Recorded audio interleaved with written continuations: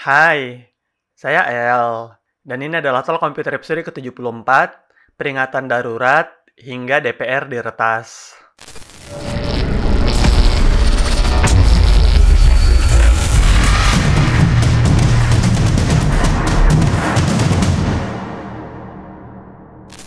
Beberapa hari terakhir, rakyat Indonesia disibukkan dengan beberapa hal, mulai dari isu gempa Megatrust hingga aksi demonstrasi mahasiswa dan masyarakat di gedung DPR RI yang terjadi pada 22 Agustus 2024. Banyak cerita yang terjadi di hari demonstrasi tersebut, termasuk isu dihacknya salah satu email DPR yang digunakan untuk mengirim email tertentu ke beberapa pihak.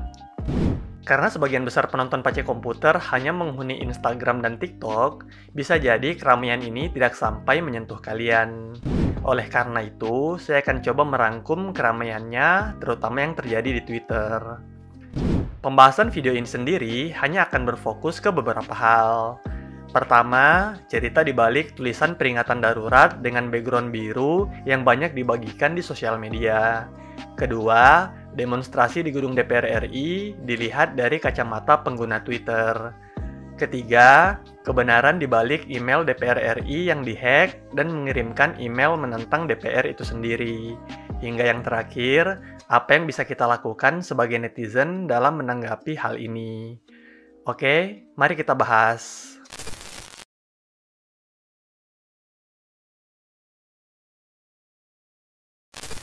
Sebelum jauh berubah menjadi aksi yang melibatkan jutaan rakyat Indonesia, jika jauh ditarik mundur, ternyata semua bermula dari akun @kafirintrover. Pada tanggal 21 Agustus 2024, akun tersebut membuat tweet yang isinya, "Besok itu juga penentu apakah hukum dan konstitusi itu betul-betul masih dihargai atau enggak. Titik terburuknya, setelah besok mungkin kita bisa krisis konstitusional. Kalau masih peduli isi selebgram itu sih ya GWS aja, sorry to say. Bukan soal Anies bisa maju atau enggaknya, tapi ini sudah soal hukum dan konstitusi. Udah soal pondasi negara, Pak. Logikanya gini aja, gimana bisa Perpu dibahas dan ketok palu cuma dalam 1 hari? Nggak ada mukanya lagi marwah hukum dan konstitusi. Not at all." Tweet ini di-repost oleh akun @pjalawira dengan tambahan "Now playing Kino Primen" dengan tambahan gambar tank militer. Tweet dengan gambar tank militer tadi kemudian di-repost lagi oleh akun @speedingjunkie dengan tambahan "Manifesting nanti pagi".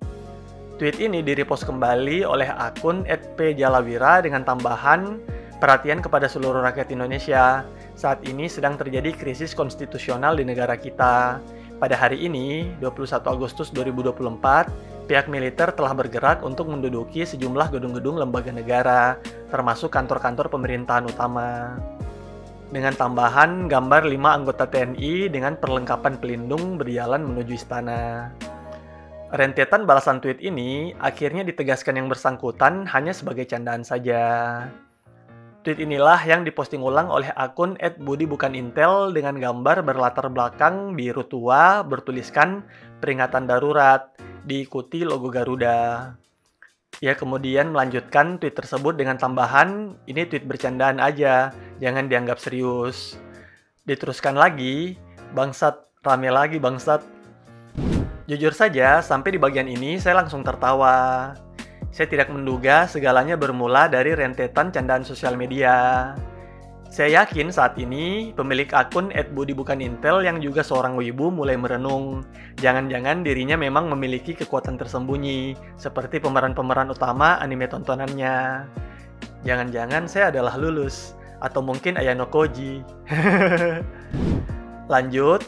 Gambar yang hanya ia jadikan sebagai bahan candaan ini ternyata di siang harinya diposting oleh sejumlah influencer. Salah satunya adalah Najwa Shihab melalui medianya Narasi Newsroom. Postingan narasi ini akhirnya viral. Hingga pembuatan video ini, postingan tersebut sudah disukai lebih dari 4 juta kali dan dikomentari lebih dari 120.000 kali. Isi komennya pun bermacam-macam, mulai dari sekedar emot api hingga balasan satu kata singkat, "lawan". Postingan inilah yang diposting ulang berbagai pengguna sosial media lain, setidaknya melalui story Instagram mereka. Narasi pun kemudian membuat video dengan judul utama peringatan darurat yang dibagikan secara masif di Instagram. Video ini sendiri dapat kalian tonton secara lengkap di channel YouTube Najwa Shihab dengan judul video "Kita Marah" dan ini peringatan daruratnya. Hingga kini, video tersebut sudah ditonton setidaknya 700.000 kali dengan like hampir mencapai 50.000. Kalian pun harus menonton video tersebut untuk mendapatkan gambaran mengapa peringatan darurat ini menjadi ramai. Setelah rentetan inilah, sosial media dipenuhi gambar Garuda berlatar belakang biru, bahkan beberapa membagikan kronologis lengkap untuk lebih mudah dipahami masyarakat awam. Kembali ke gambar yang diposting oleh Wibu Biasa di Twitter tadi, ternyata gambar ini bukan murni karya pemilik tweet tersebut. Gambar ini merupakan potongan dari video dengan judul EAS Indonesia Concept 24 Oktober 1991 ANM 021 MESEM First Encounter. Video ini diupload oleh channel EAS Indonesia Concept. EAS memiliki kepanjangan Emergency Alert System yang merupakan sebutan untuk sistem peringatan nasional yang dirancang untuk memungkinkan pejabat berwenang menyiarkan peringatan darurat. Peringatan darurat tersebut dapat disiarkan melalui pesan peringatan kepada publik dengan akses satelit, radio, siaran televisi, dan sebagainya. Seperti nama channelnya, video-video di channel tersebut hanya sekedar konsep siaran jika terjadi keadaan darurat, tidak ada niatan untuk memprovokasi sama sekali.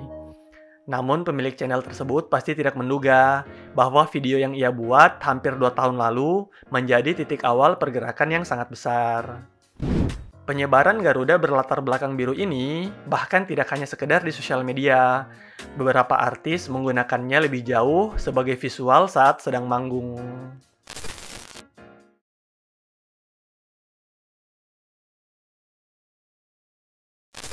Sebelum masuk ke segala keramaian Twitter, saya sarankan kalian melihat beberapa video ataupun postingan untuk memahami mengapa terjadi demonstrasi pada tanggal 22 Agustus 2024 kemarin. Pertama, video berjudul Kita Marah dan ini peringatan daruratnya seperti sudah dijelaskan di chapter sebelumnya. Kedua, jika kalian bermain Twitter, silakan lihat postingan Mas Ardianto Satriawan yang sudah membuat ringkasan isunya hingga 11 poin. Ketiga, jika kalian bermain TikTok, silakan tonton video dari Kak Abigail Limuria yang menjelaskan secara jelas melalui video 8 menitannya. Tiga sumber ini jauh lebih cocok menjelaskan kronologis yang terjadi dibanding saya yang menjelaskan ulang dengan kemungkinan keliru. Selain tiga sumber tersebut, kalian dapat mencari penjelasan dari berbagai sumber lain, termasuk YouTube Bang Panji Pragiwaksono, agar dapat memahami alasan dibalik keramaian ini. Akhirnya, pada 22 Agustus 2024, terjadi demonstrasi besar-besaran di kantor DPR RI dan sejumlah daerah di Indonesia. Berbagai lapisan masyarakat ikut berpartisipasi dalam aksi tersebut, mulai dari mahasiswa, artis papan atas seperti Reza Rahadian, hingga beberapa komika seperti Cing Abdel, Bang Mamat Al-Katiri, Ari Kriting, Abdur Arsyad, Bintang Emon juga ambil bagian dalam aksi demonstrasi ini. Saking besarnya aksi ini, bahkan beberapa wibu pun terlihat menampakkan dirinya. Termasuk ibu-ibu sebagai ras terkuat di bumi dan anak-anak STM ikut ambil bagian di lapangan. Di hari demonstrasi dan bahkan sehari sebelumnya, lini masa Twitter dipenuhi dengan postingan terkait aksi tersebut. Terlalu banyak tweet viral yang menembus puluhan ribu, bahkan ratusan ribu retweet.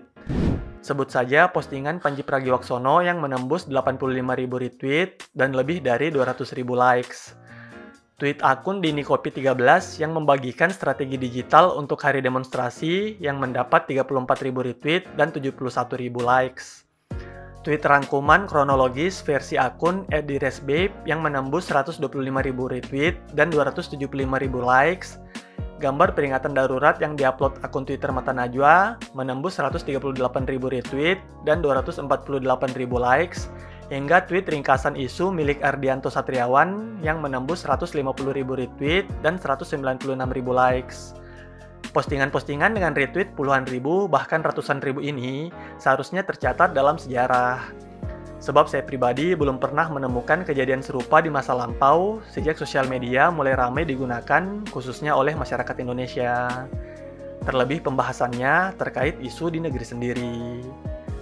Saking besarnya aksi di lapangan yang berefek ke sosial media, top 10 trending Twitter Indonesia hanya terkait aksi demonstrasi ini. Mulai dari hashtag tolak politik dinasti, hashtag kawal putusan MK, hashtag tolak pilkada akal-akalan, hashtag Indonesia Emergensi Demokrasi, batalkan bukan ditunda, hashtag peringatan darurat, Mulyono, polisi, Kompas, hingga di posisi 10, jangan lengah. Total postingan terkait trending ini pun tidak main-main. Di 3 trending teratas, postingan terkait menembus 2 hingga 3 juta postingan. Bahkan postingan trending lainnya pun menembus angka ratusan ribu postingan. Ini sangat luar biasa dibanding trending-trending politik terdahulu yang diyakini sebagai hasil buzzer semata. Bukan hanya di Indonesia, trending-trending Twitter ini bahkan menembus level trending dunia.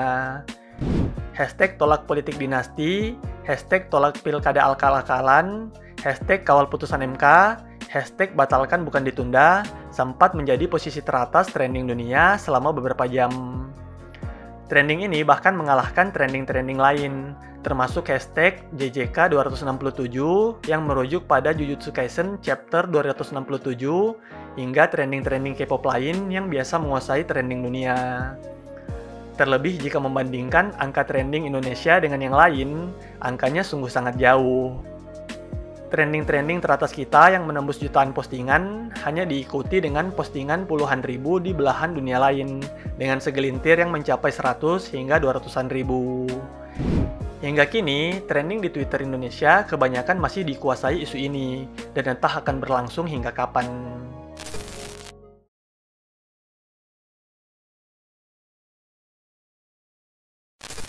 Ada kejadian menarik pada hari demonstrasi di DPR RI pada 22 Agustus 2024 lalu.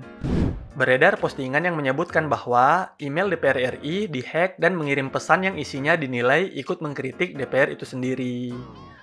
Melalui akun Twitternya, Narasi memposting beberapa tangkapan layar dengan redaksi, email dprnow@dpr.go.id diduga telah diretas pada Kamis 22 Agustus 2024. Email yang dikirimkan oleh admin DPR Now berisi pesan utama perlawanan. Email dikirimkan ke berbagai alamat, termasuk redaksi media nasional. Hari ini kita turun bersama untuk melawan ketidakadilan. Bersatu kita teguh, berpecah kita runtuh, atau kita akan kehilangan negeri ini selamanya. Tulis email tersebut. Jika membuka 3 gambar yang dilampirkan, cukup meyakinkan jika berita ini bukanlah hoax. Ada 3 hal yang menjadi fokus saya. Pertama, siapa atau apakah DPR Now itu sendiri? Kedua, apa benar email DPR RI menggunakan @dpr.go.id di belakangnya? Dan ketiga, siapa yang dikirim email dan akhirnya menyebarkan tangkapan layar email tersebut? Kita akan bahas dari yang terakhir dulu, siapa penerima emailnya. Di gambar kedua, kita dapat melihat email ini dikirimkan ke sekretariat @repup dan langsung terpotong. Merujuk ke postingan Narasi yang mengatakan bahwa email ini dikirimkan ke berbagai alamat termasuk redaksi media nasional, kemungkinan besar lanjutan setelah di belakang sekretariat adalah Republika yang merupakan salah satu media nasional. Jika membuka website resmi Republika sendiri, kalian akan melihat salah satu email resminya yakni sekretariat@republika.co.id yang merupakan email redaksi Republika itu sendiri. Kedua, apa benar email DPR RI menggunakan @dpr.go.id di belakangnya? Jawabannya adalah benar. Website di belakang setelah merujuk pada domain website yang mengeluarkan alamat email tersebut. Cara paling mudah mengonfirmasi resmi tidaknya sebuah email adalah memasukkan domain di belakang ke browser. Jika memasukkan kata dpr.go.id, kita akan langsung diarahkan ke website resmi DPR RI, sehingga tidak salah lagi. Email dprnow@dpr.go.id memang email resmi yang pernah dibuat oleh DPR RI. Selain itu, saya pribadi pernah menerima email dari admin resmi DPR RI saat membuat video terkait insiden website DPR RI diretas dan diganti menjadi Dewan Pengkhianat Rakyat sekitar 4 tahun lalu. Kalian bisa perhatikan, pengirimnya adalah admin DPR RI dengan alamat email admin@dpr.go.id. Sekjen DPR RI, Indra Iskandar sendiri mengonfirmasi bahwa salah satu akun email DPR RI, yakni dprnow@dpr.go.id, disalahgunakan untuk mengirimkan pesan elektronik dengan narasi perlawanan. Email yang disalahgunakan tersebut sudah dinonaktifkan dan sedang dilakukan investigasi bekerjasama dengan Badan Siber dan Sandi Negara. DPR Now sendiri merupakan aplikasi berbasis mobile yang sempat dirilis untuk Android maupun iOS.